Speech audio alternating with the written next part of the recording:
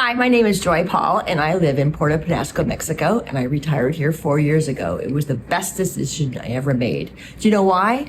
I'm busier now doing things that I want to do and improving myself than I was when I was working a 9-to-5 job. Hey, Gen Max, you just met Joy, and as she mentioned, we're in Puerto Peñasco. I'll put a map up there because I didn't know where it was before, 3 weeks ago before I decided to come here. And this is a great little community right at the end of the Gulf of California. And if you don't know me yet, my name is Brighton and I am almost retired in Mexico, and I make videos like this to inspire you to take the leap and move to Mexico. So let's hear a little bit of Joy's story. We're going to hear about the neighborhood she lives in, the house, whether she speaks Spanish, and all those things that are keeping her busy on a day-to-day basis. We moved to Puerto Peñasco, Mexico for several reasons. We had an equity share, a house that we had for every 6 weeks when our daughter was growing up. And we knew we wanted to retire here. And we wanted to be within 4 hours of America because my parents are still alive and John's parents were at that time. And it was a no-brainer, especially right after COVID. We were here for 8 weeks in COVID looking at each other going, why aren't we living here? And our financial advisor told us, if you guys sell your house in Tucson right now and put half it into your IRA account, you can retire at 57 and 58. We went, what?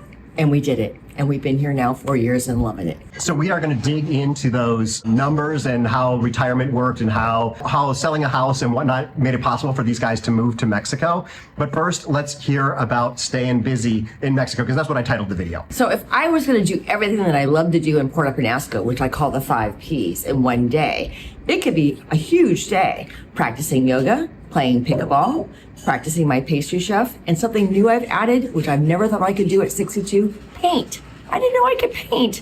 I might not be great, but I enjoy it. And the other thing I do is I party once in a while in Puerto Peñasco, especially when people come to visit, like Brighton has today. So I love the 5 Ps. Obviously, if you've watched this channel, you know that one of those Ps is important to me. But let's hear about other things that might be possible for you. There's a P, possible, if you're not a painter, pickleballer, pastry chef, or any of those things, what other folks are doing. So if you want to be busy all day, and you want to be out and see the girls or your friends or everything, you can get up in the morning and have coffee with everybody who's from Canada. Or you can go down and have a yoga class on the beach by Cedo. Then at lunchtime, you can go to any numerous spot and play any type of games. Mahjong, Mexican Train, 313, Scoop, which I haven't played yet. Or and then that afternoon, you want to be something different. There's all kinds of games like Clueless and Cornhole and Holiday Board and everything else. You can do as much or as little as you want to do down here. It depends on you. Do you want to get out there and meet people? You want to be exercising? You want to have some fun? Then go out there and be there. So just this morning, I was out recording a video at Encantame with Keith. And this is a resort type community where everything is kind of built in, including pickleball nets and tennis courts and a weight room and a kids room and a pool table and a foosball table. Spoiler alert, neither Keith or I are any good at foosball. That was a painful thing that we were filming. So that is kind of for people who are out there. So I want to hear if these people who are coming to town for these kind of events that are going on kind of more organically, if these are people who are living out in the resorts, because there are resorts both to the north and the south of us, or the east and the west of us, I guess, and what's going on in the world of pickleball. I think you have to classify it. There's Sandy Beach, and then there's Encantame and Miramar and the Mayan. Las Conchas is kind of in the middle. Las Conchas has been in the community since 1969. We've been around a long time. And we're a small community. I'm about to build pickleball courts here. I've raised all the money for it. But Encantame Towers asked me to host a pickleball tournament. We've been doing a pickleball tournament down here. I've been doing it for the last 4 years, and we took over 2 years ago. And Encantame said, why not use our facility? We've got 12 courts with the possibility of 8 other courts because the tennis courts could be converted, and the basketball courts. I could have 26 courts if I need to at this tournament. And it's wonderful to work with Keith, Alan, and Frankie, and the whole team over there to bring this pickleball tournament, which is on pickleball.com, to their facility and expose all these players to this place that nobody knows about but needs to go to right now. And it's a wonderful, gorgeous economy towers, the resort, the whole place is amazing. John and I have talked, when we're too tired or not able to take care of our house here, we're going to buy a condo in Consummate Towers. So that is a great example of the type of people who might want to live over at Encantame is, not wanting to deal with the maintenance, just having that all built in. So if something goes wrong, you just call somebody. These guys have done a lot of work to their house, a lot of customization. So let's hear how many years they've been coming to this particular house, and let's get a tour of the house. The best thing about living at the beach, we are 3 rows from beachfront. And I like that because I don't want oceanfront property like the country western song. So the great thing about the beach in our house here is we have a 20-foot by 20-foot palapa that's our outside living room. All the patio areas are all great places to have yoga classes or to have people over and stuff like that. So my house might only be 1,400 square feet of house, but I have so much elbow room and space outside to do whatever I want to do. Craft, paint, practice yoga, pastry chef. Oh, I made some sorbet the other day outside, so that was kind of fun. But let's take a look at the house. It was built in 1973. We are the 3rd owners. The first people had it for 3 years, and then we bought it from the 2nd owners, and they had it for 35 years. And we haven't done anything to the integrity or the structure of the house inside. Yes, we put some new toilets in and some new air conditioner units and of course new glass and windows and stuff like that, and a refrigerator and a stove, being a pastry chef. But the outside is what we really did. John enclosed the entire area with a fence because we have a coonhound dog and we like privacy. It's become our little paw compound, so to speak. So the great thing about being at the beach is you find things at the beach. And John especially goes out early in the morning, especially this time of the year because it's hot with Daisy. He comes home with stuff you never think you would find. Glasses, shoes, water masks. But the other great thing is all the nature things that you find. The sand dollars, the beach toys, the pieces of rock, the shells that you've always seen in the book. And when we find it, John takes it, hooks it up on a wire, hangs it on our wall, and it becomes our wall art. That's been a lot of fun. We've had some water problems here. The whole earth has had water problems here. And so 2 years ago, we put in a 2,500 liter above ground cistern. And then we also have a small 450 gallon cistern that we can take and put in John's truck when people are out of water. If they need water, we can give them some water or buy water and bring it to them. So that's been really helpful. All my water from my washing machine is all gray water. I use a plant-based soap.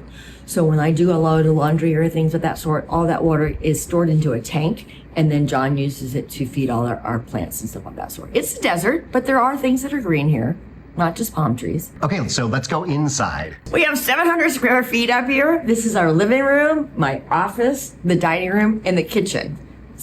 But we brought a lot of our things from our house in Tucson to make it homey, and because treasures we couldn't live without, but it works. I'm really blessed that we have lazy boy chairs. It's kind of fun. That's where we lay back and we watch a couple movies on the TV or things of that sort. Or if I have to do some internet or some office work because the pickleball is right there, and the kitchen is right behind us. All original cabinets, everything else. But we did put in a great refrigerator and a fantastic stove, so it makes life a lot easier. Oh, and a 3-ton air conditioner unit, split unit. The terraces around our house and our patios around our house are great. I love an ocean view, but how many hours am I going to live at an ocean view? Sure, when I do my dishes, I'm looking at an ocean view, but to be out on my terrace and be able to pick up, to do yoga or maybe paint or do something else outside and see the ocean's great. But my favorite thing is at night, the stars are amazing here. I don't know if you've ever been to some place that has that many stars because there's low light here.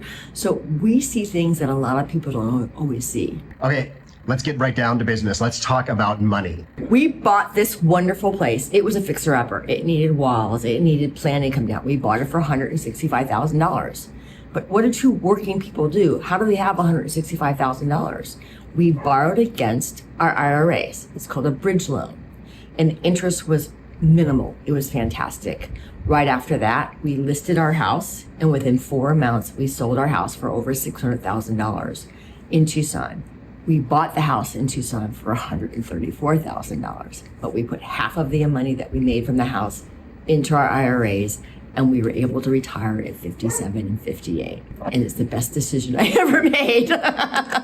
So I always like to get the number 1 tip that folks are ready to share with you. So let's get the tip. My number 1 tip for you, if you want to come to Puerto Peñasco and live either in Las Conchas, in the community I live, which is between Sandy Beach in Miramar and Contamay, rent something. Rent a house in an area that you think you want to live in and rent it for at least 6 months to a year to find out if you like it or not. And if you don't like it, then you didn't buy it. But if you don't know what you like and you didn't try it out beforehand, you can't complain that you didn't get what you wanted. Yeah, this is something that came up in the video with Keith, and I'll have a link to that at the end of this video. But he talked about, being able to rent it in Consume, and I'm sure you could rent at a lot of these other complexes or this Las Conchas neighborhood here. I want to hear a little bit about this neighborhood because this is a unique neighborhood. So I want to get into, that before we finish up the video. Yeah, renting is definitely a good way to do it. Of course, Kat and I didn't do that. We bought in a weekend, but people either love that they did it or they don't love that they did it. So renting is definitely the smarter option. But let's hear about Las Conchas because this is a unique neighborhood. So we live in Las Conchas, or some people call it Las Conchas when they spell it out. It has been here since 1969. Our first house that John and I bought was actually one of the original houses, and it wasn't even part of the HOA. There are 13 sections in Las Conchas. We actually have 5.5 miles of beach. We are working on becoming a blue flag. It's going to take some time, but we're working with the government. We are living in Section 2. We were the very first house built in Section 2 in 1973. When they replaced all the windows and the doors, they were pulling out newspaper, and the newspapers were from all, Mexican, Spanish, and stuff like that, but they were all dated from then.